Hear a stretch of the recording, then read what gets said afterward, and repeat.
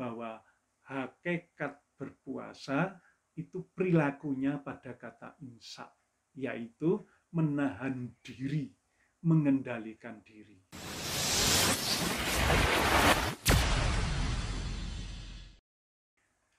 Assalamualaikum warahmatullahi wabarakatuh. Alhamdulillahi rabbil alamin ala kulli halin wa ni'matin. Wa bil ni'matil islam wal iman. Wa bihi nasta'inu ala umuri dunya waddin. Wassalatu wassalamu ala rasulillahi Muhammadin wa ala alihi wa sahbihi ajma'in. Amma ba'du. Qala Allah ta'ala fi kitabihil karim. A'udzu billahi minasy syaithanir rajim. Bismillahirrahmanirrahim. Ya ayyuhalladzina amanu ittaqullaha haqqa tuqatih wa la tamutunna illa wa antum muslimun. Wahai sekalian orang-orang yang beriman, bertakwalah kepada Allah dengan sebenar-benarnya takwa, dan jangan sekali-kali engkau mati kecuali dalam keadaan muslim. Wa qala aidan bismillahirrahmanirrahim. Ya ayyuhalladzina amanu kutiba alaikumusiyam kama kutiba alal ladzina min qablikum la'allakum tattaqun. Wahai sekalian orang-orang yang beriman, diwajibkan atas kamu semua berpuasa sebagaimana telah diwajibkan atas umat-umat sebelum kamu. La'allakum tattaqun, agar kamu sekalian bertakwa. Wa qala Rasulullah sallallahu alaihi wasallam, wa man yuridillahu bihi khairan yufaqihu fiddin. Barang siapa dikehendaki kebaikan oleh Allah dalam kehidupannya, maka difahamkan atasnya pengetahuan, pemahaman agamanya.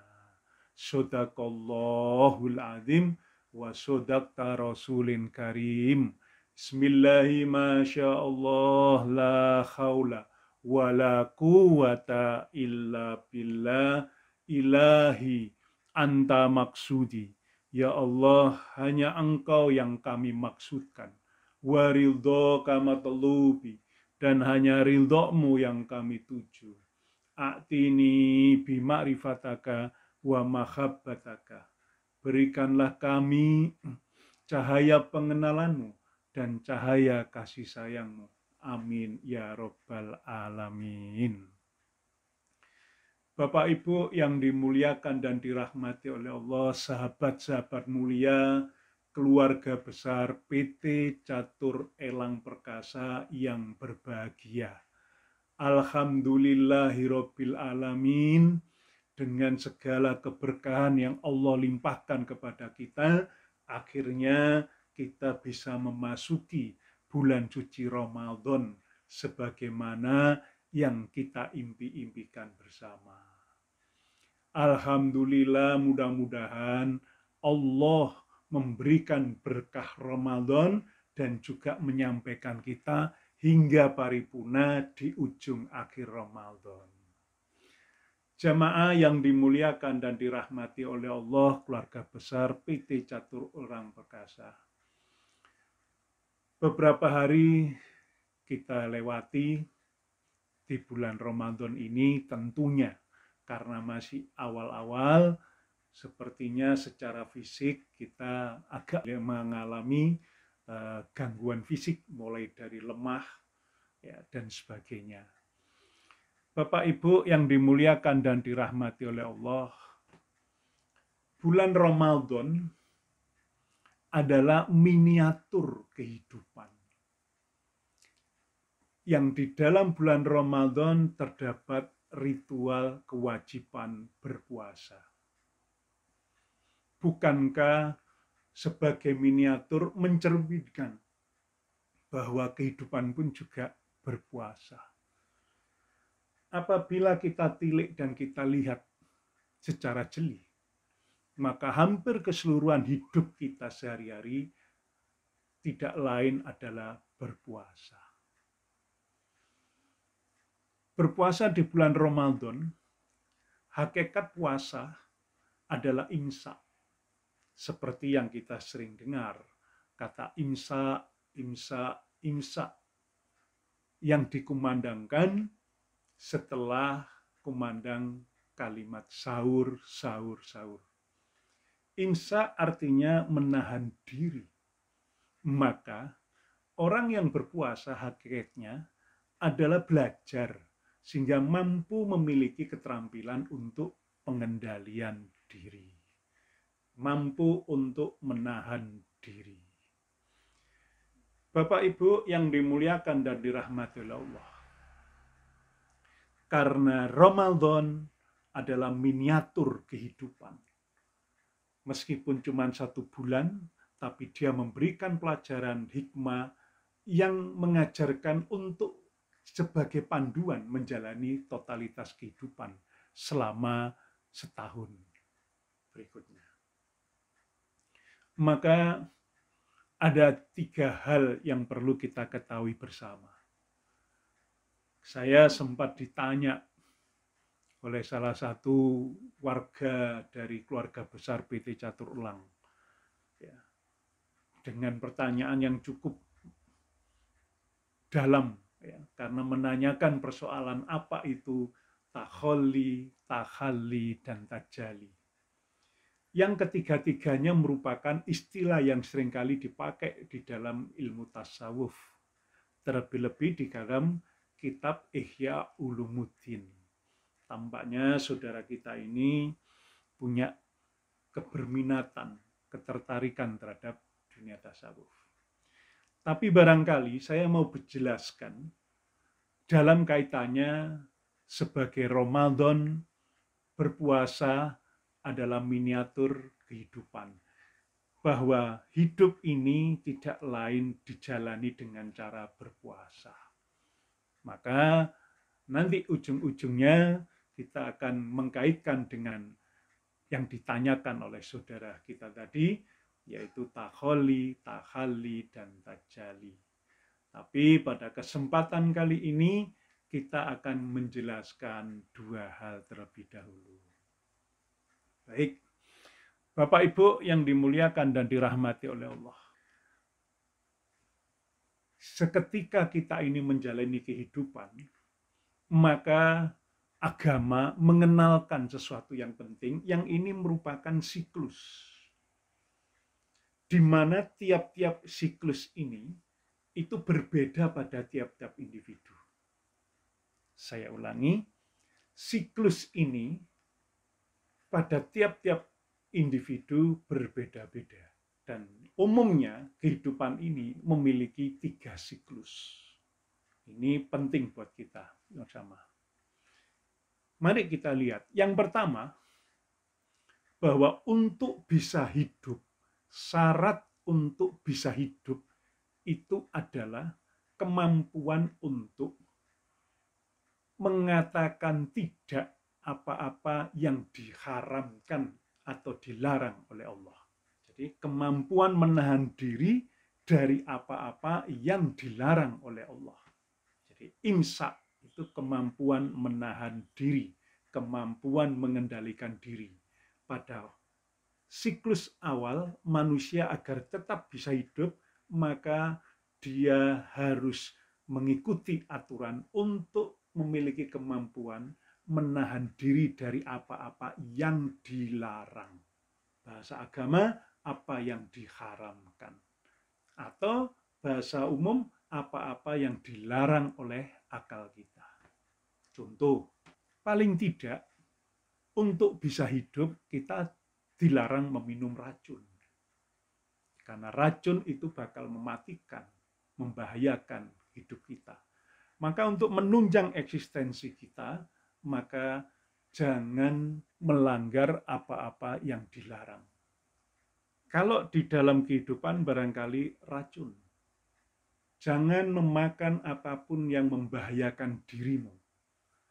Dan jangan melakukan apapun yang membunuh dirimu. Karena nanti eksistensimu akan hilang. Keberadaanmu hilang. Maka untuk mempertahankan keberadaan, maka cukup dengan menahan diri dari apa-apa yang dilarang.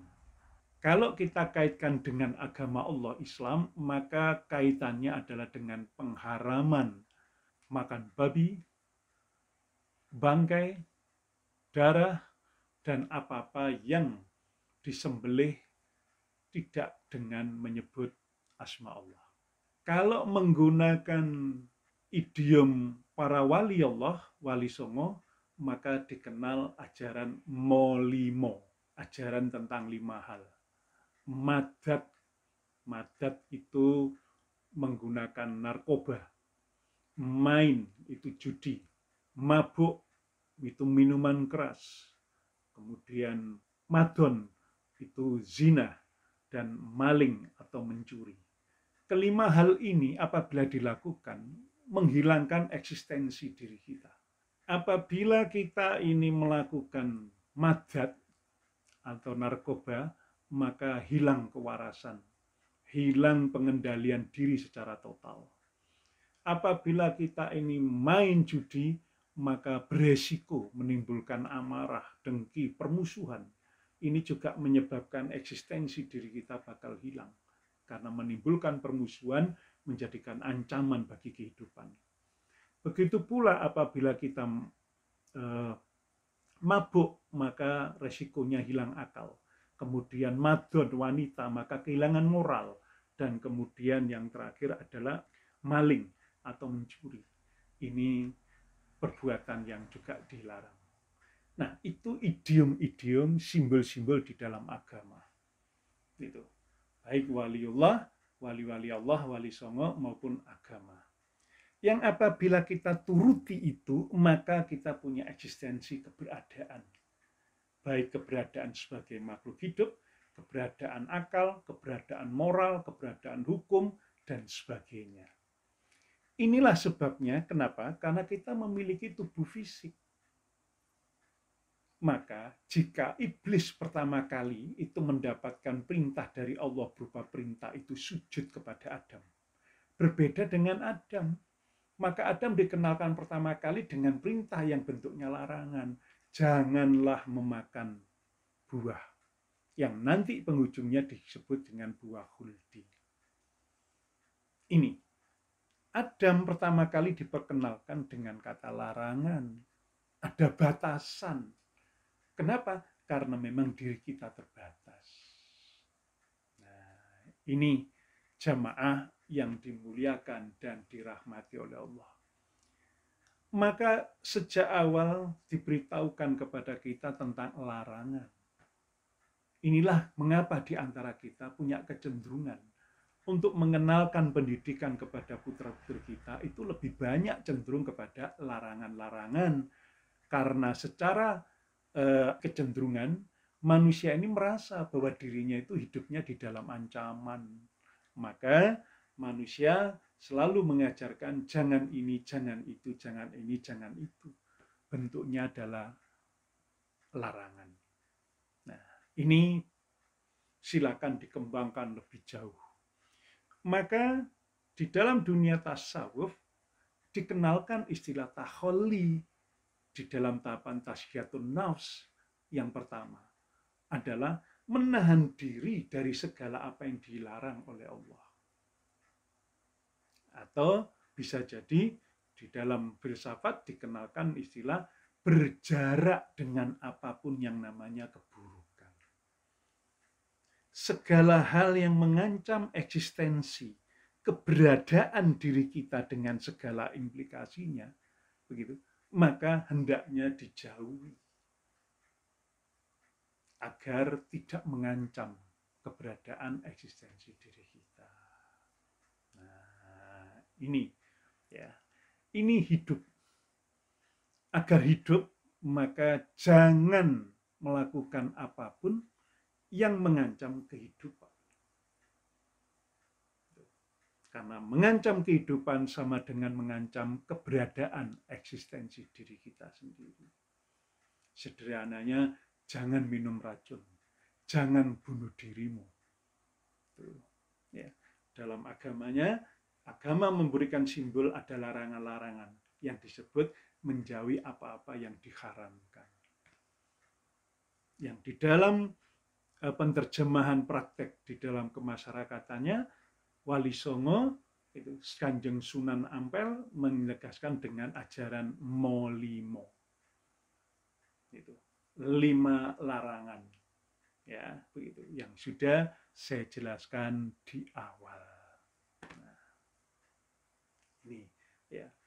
Maka untuk bisa hidup, maka manusia membutuhkan larangan. Itulah kenapa Nabi Adam alaihissalam pertama kali dikenalkan oleh Allah dengan kata larangan. Janganlah dekati pohon ini. Maka larangan memiliki substansi untuk agar eksistensi kita tetap ada. Manusia secara awal butuh diselamatkan dengan larangan. Itulah kenapa kita cenderung untuk mengajarkan awal adalah larangan. Jangan ini, jangan itu.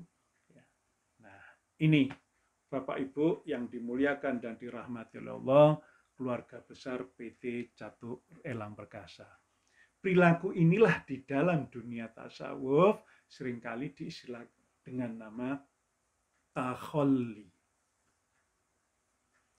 Pakai huruf kha, takholli. Ya, ini.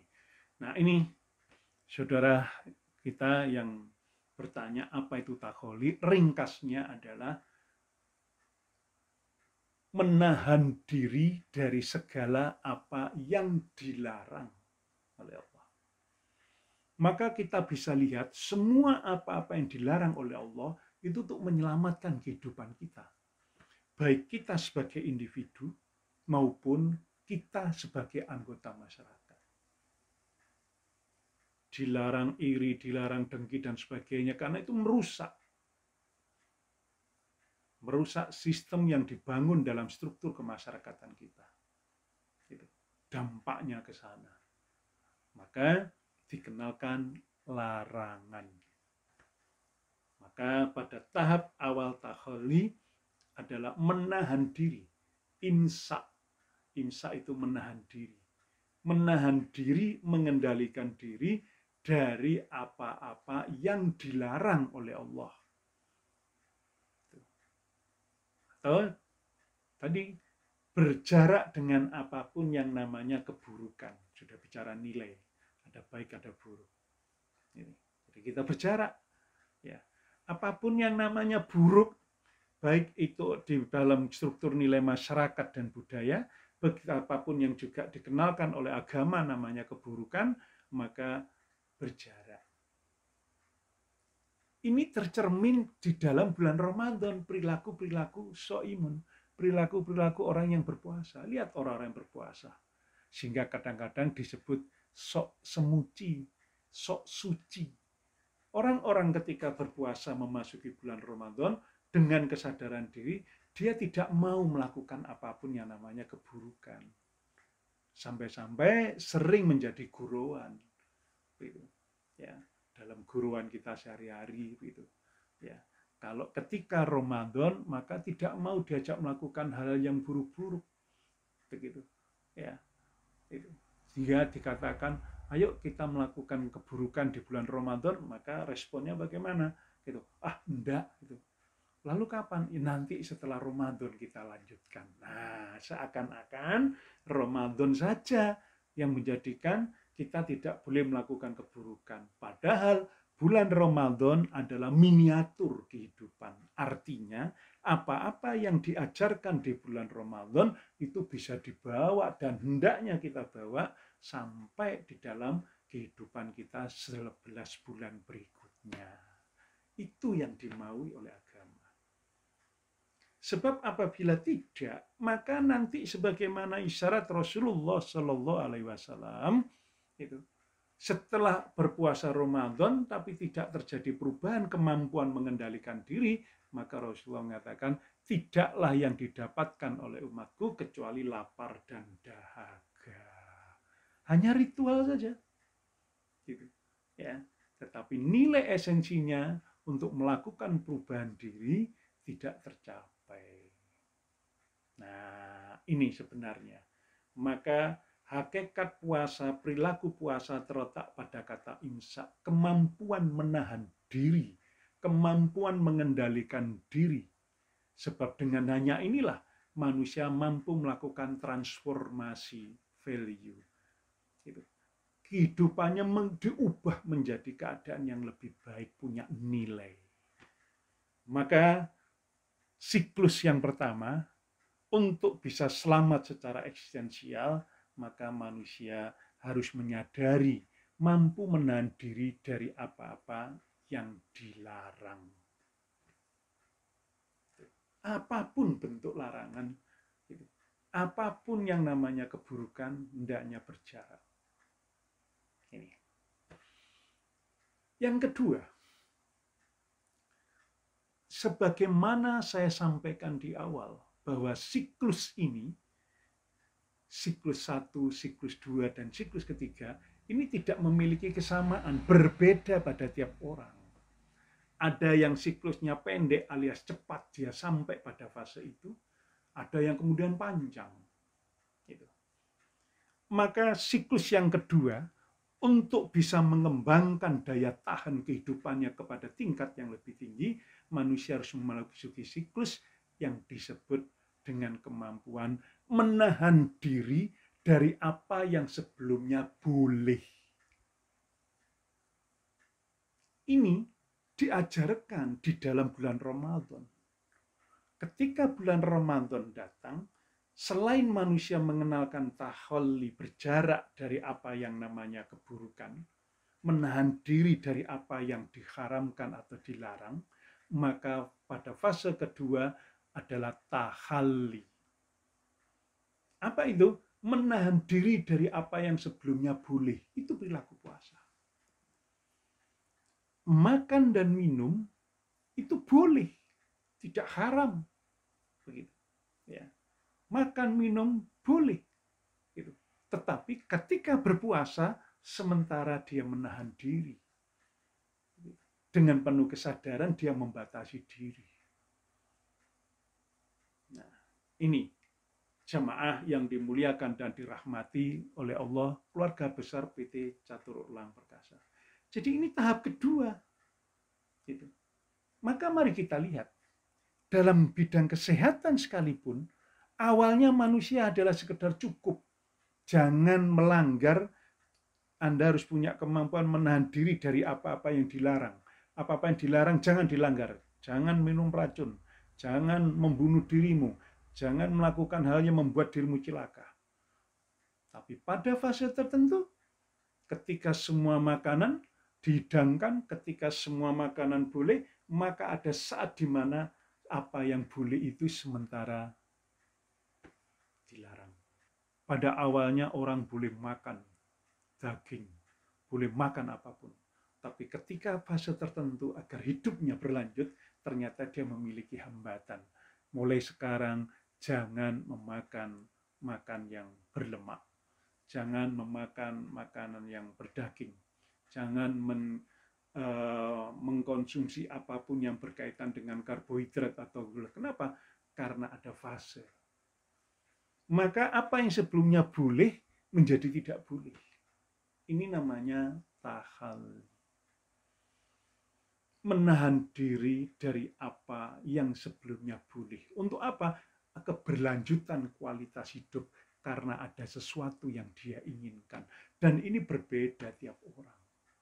Barangkali Bapak Ibu jamaah yang dimuliakan dan dirahmati oleh Allah, keluarga PT Catur Elang Perkasa yang sama-sama mengikuti perjalanan perusahaan ini, gitu, maka sudah banyak di antara kita yang memiliki usia antara 40 sampai dengan 50, bahkan hampir mencapai yang ada yang 60. Pasti Anda disuruh general check up. Pada fase tertentu, tuntutan proyek dan sebagainya. Maka di situ kita jumpai. Gitu. Tahu-tahu kita dikatakan, Bapak, malam ini nanti mulai malam, jam 10 malam, jangan makan. Karena besok pagi kita akan periksa darah. Ya kan? Kita temukan larangan. Padahal sebelumnya Anda mau makan, Anda mau apa terserah. Tapi dikenalkan sebuah teknik baru, maka Anda jangan makan sekian jam sampai dengan besok pagi, maka kita akan periksa. Bahwa ternyata kita ini butuh fase tertentu, butuh siklus kehidupan tertentu yang unik, yang tidak hanya menahan diri dari apa yang dilarang, tapi menahan diri dari apa yang boleh. Makan, minum, dan sebagainya bebas, walaupun malam hari. Tapi mendadak diberitahu, untuk kepentingan tertentu, agar kehidupan Anda berkualitas, maka sementara jangan makan sampai dengan besok pagi. Kita akan periksa darah. Kemudian ada lagi, ada yang berlanjut, ketika dicapai hasil-hasil tes yang ternyata dalam tanda petik banyak memuat bintang, dibintangi, gitu. Maka kita lihat, gitu. Maka saat itu kita menemukan apa yang sebelumnya boleh menjadi tidak boleh bagi kita. Untuk apa? Untuk meningkatkan kualitas keberlangsungan hidup. Nah, jadi kalau untuk menjaga kehidupan eksistensi cukup dengan menahan diri dari apa yang dilarang, tapi ketika meningkatkan kualitas kehidupan untuk lebih prima, begitu, untuk meningkatkan keberlangsungan hidup, maka dibutuhkan tidak sekedar cukup menahan diri dari apa yang dilarang, tetapi juga menahan diri dari apa yang sebelumnya boleh. Sebagaimana puasa, gitu. Sesaat antara waktu subuh sampai dengan maghrib, kita tidak diperkenankan untuk melakukan ini, mengkonsumsi ini, dan sebagainya. Kita menemukan adanya larangan baru yang sebelumnya dibolehkan. Nah, mari kita lihat kehidupan. Anda boleh saja menghabiskan uang untuk bisa bertahan hidup. Ya. Anda boleh saja memakan apapun. Ya. Tapi begitu Anda menginginkan kualitas hidup lebih baik, memiliki ini, memiliki itu, sebagaimana status sosial dan sebagainya, maka Anda berpuasa, menahan diri. Terutama yang terasa adalah mereka-mereka yang mengambil aset dengan cara kredit. Pasti dia berpuasa. Tiap bulan maunya makan enak, ingat akan hutang dan cicilan, maka menahan diri. Inilah yang saya maksud, bahwa Ramadan adalah miniatur kehidupan. Ramadan yang cuma 1 bulan itu mencerminkan kehidupan dalam siklus 1 tahun. Apa-apa yang harus dilakukan untuk meningkatkan kualitas diri dan kualitas kehidupan. Gitu. Bila Anda ingin mempunyai sesuatu, tidak hanya sekedar cukup untuk menahan diri dari apa yang dilarang, tapi juga menahan diri dari apa yang boleh. Maka ketika Anda ingin sebuah kesuksesan, maka kita jumpai. Ada di antara kita karyawan, gitu. Karena tugas-tugas proyek yang berat, maka siap lembur, walaupun keinginannya bisa boleh pulang lebih awal dari jam kantor. Ya. Tetapi apa yang terjadi? Karena ada keinginan yang lebih tinggi, maka sementara menahan diri. Itu namanya imsak. Menahan diri, dia berpuasa.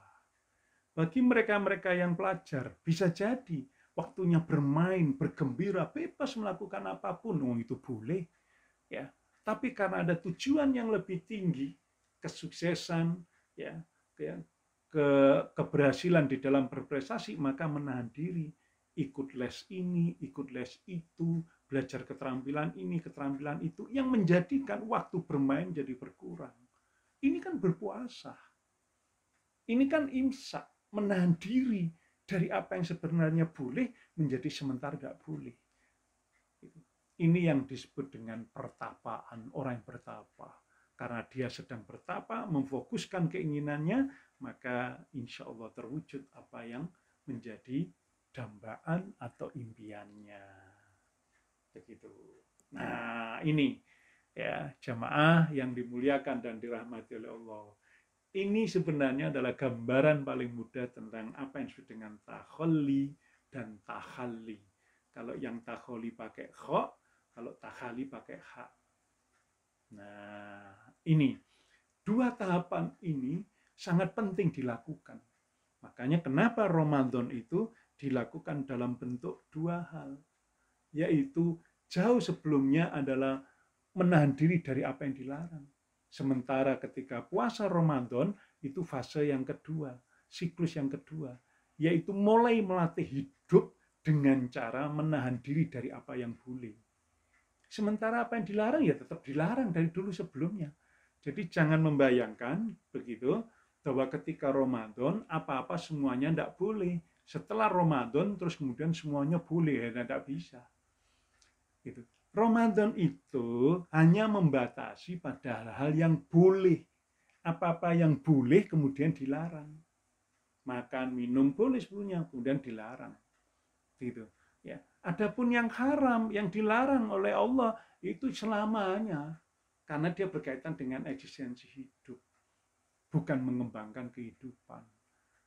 Ya, maka orang-orang yang pada siklus kedua itu, dengan menahan diri dari apa-apa yang boleh, gitu, lebih tinggi ya daripada apa yang dilarang, maka ini adalah orang-orang pilihan.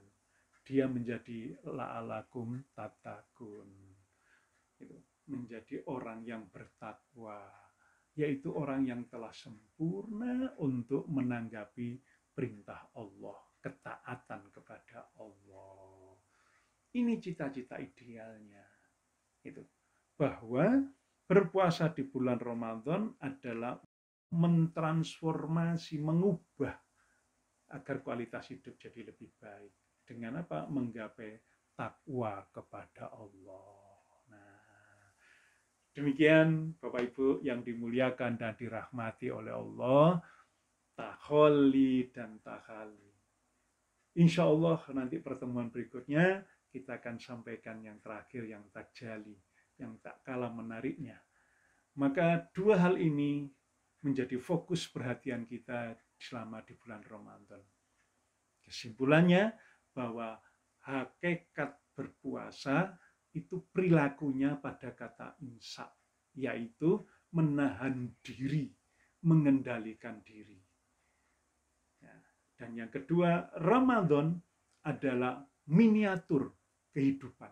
Yang segala apa yang didapatkan di bulan Ramadan pelajarannya itu dipraktekkan untuk kehidupan selanjutnya yang mewakili siklus 11 bulan berikutnya. Jauh lebih penting bahwa Ramadan ini adalah siklus yang kedua. Setelah siklus menahan diri dari apa yang dilarang, kemudian memasuki bulan Ramadan, kualitas kehidupan meningkatkan untuk menahan diri dari apa yang sebelumnya boleh. Cukup demikian, mudah-mudahan menjadikan kita memiliki tantangan dan fokus baru di dalam menggarap diri. Sehingga nanti setelah Ramadan kita akan menemukan kualitas-kualitas individu baru yang dibanggakan oleh Allah dengan kualitas sebagai hamba Allah yang bertakwa. Tidak hanya cukup beriman, tetapi setelah Ramadan diproses, maka kita menjadi orang yang bertakwa. Ingat, takhalli dan takhali. Mudah-mudahan di antara kita semua diberikan keberkahan oleh Allah di dalam bulan Ramadan, selama Ramadan hingga akhir Ramadan, dan kita menemukan sikap hidup, cara pandang, dan perilaku hidup yang baru yang kita awali start di 1-2 hari di awal Ramadan ini. Untuk kita lanjutkan di bulan-bulan berikutnya. Aku lu qouli hadza wastaghfiru wa lakum innahu wal ghafurur rahim. Rabbana atina fid dunya hasanah wa fil akhirati hasanah wa qina adzabannar. Subhanaka rabbika rabbil izzati amma yasifun. Wassalamun ala mursalin walhamdulillahi rabbil alamin. Subhanaka Allahumma wa bihamdika asyhadu an la ilaha illa anta astaghfiruka wa atubu ilaik. Assalamualaikum warahmatullahi wabarakatuh.